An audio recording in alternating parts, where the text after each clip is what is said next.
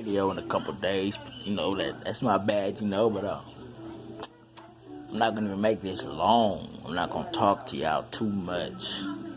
This new video came out today. Donald Trump got somebody fired because they asked him about vaccinations. I'm gonna let y'all watch the video. I'm done talking. We're following breaking news. We're standing by this hour to monitor the White House coronavirus task force briefing as the doctor who led the federal agency involved in developing a vaccine now says he was removed from his post after questioning an unproven coronavirus treatment pushed by President Trump.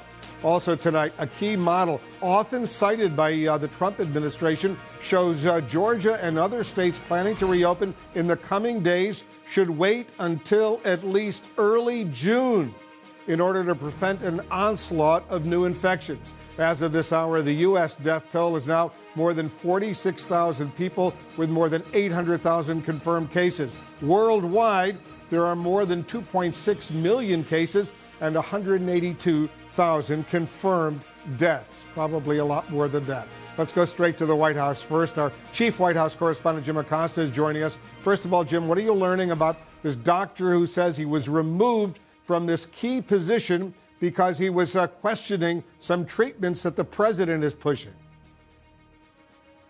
That's right, Wolf. This leading government official working on vaccine development for the coronavirus, Dr. Rick Bright, says in his statement that he is asking for an inspector general to investigate his removal from his position. Bright is filing a whistleblower complaint accusing administration officials of retaliating against him for speaking out against what he characterizes as excessively political recommendations of questionable treatments for the coronavirus, like hydroxychloroquine, that drug that has been repeatedly touted by President Trump. Now, Bright says in his scathing statement, and we can put this up on screen, it is scathing.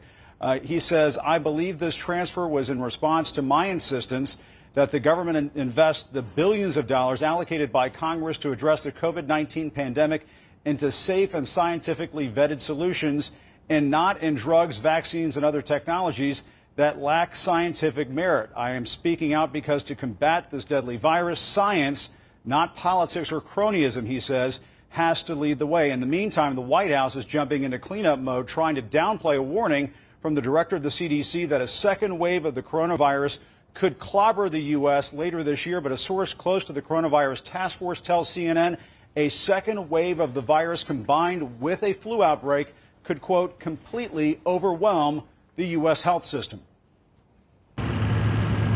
As President Trump is giving the green light to states to accelerate their plans to reopen businesses. We're opening again, Mike. It's starting to move.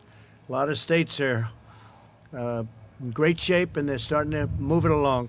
The White House is doing damage control, tamping down concerns expressed by the director of the Centers for Disease Control, Dr. Robert Redfield, who told the Washington Post that a second wave of the coronavirus combined with a flu outbreak later this year could be costly for the U.S., saying there's a possibility that the assault of the virus on our nation next winter will actually be even more difficult than the one we just went through.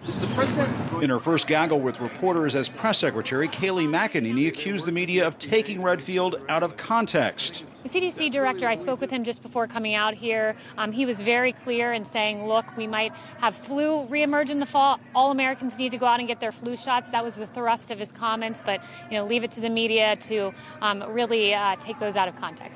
But it's McEnany who has credibility issues on the virus after once telling Fox COVID-19 didn't pose a threat to Americans. Absolutely. This president will always put America first. He will always protect American citizens. We will not see diseases like the coronavirus come here. A source close to the coronavirus task force warns the public health risks looming later this year are real, telling CNN influenza and COVID simultaneously could completely overwhelm the healthcare system. Still, the president is encouraging states like Georgia to continue with plans to reopen businesses in the coming days. Georgia Governor Brian Kemp's proposal to open up gyms, nail salons, and other shops starting on Friday has Mr. Trump's support, even though new modeling from public health experts at the University of Washington shows Georgia should wait until mid-June. This is just not handing them the keys back to go back to where we were. This is a measured approach with a lot of different requirements and guidance that we're going to be putting out. The CDC director also criticized the pro-Trump protesters demonstrating against stay-at-home orders in states across the U.S., saying it's not helpful. The president claimed that the demonstrators are practicing social distancing, but that's not true. It's not a question of helpful or not. People want to get back to work. And I've watched some of the protests, not in great detail, but I've seen that, and they're separated. There's a lot of space in between. I mean, they're watching, believe it or not, they're doing social distancing, if you can believe it. With new studies showing the malaria drug hydroxychloroquine, once touted by the president as a game changer, is not really effective against the coronavirus. What do you have to lose? It's been out there for a long time, and I hope they use it. I may take it, and I'll have to ask my doctors about that. Public health experts are clamoring for more data so administration officials can make informed recommendations. We're all desperate for therapies that work. I've always been puzzled by why we've made such a big deal of hydroxychloroquine. The data supporting it was really weak and anecdotal. Now, one of the other big questions going into this evening's briefing is, where is Dr. Anthony Fauci, one of the most popular government officials? He's trusted, polls show, on the coronavirus. Fauci was last at the briefing on Friday. We are told the doctor is spending most of his days at his office working with his vaccine team and with other officials battling the pandemic. Fauci, I'm told, waits on the White House to call him down for the briefing. We'll be seeing here in just a few minutes whether or not Dr. Fauci will be in attendance at today's briefing. But, Wolf, of course, the other doctor that will be on the minds of everybody as this briefing gets started is Dr. Rick Bright, who says he was retaliated against and removed from his position because he did not go along with the president, other administration officials who were pushing hydroxychloroquine. He's calling for an investigation himself.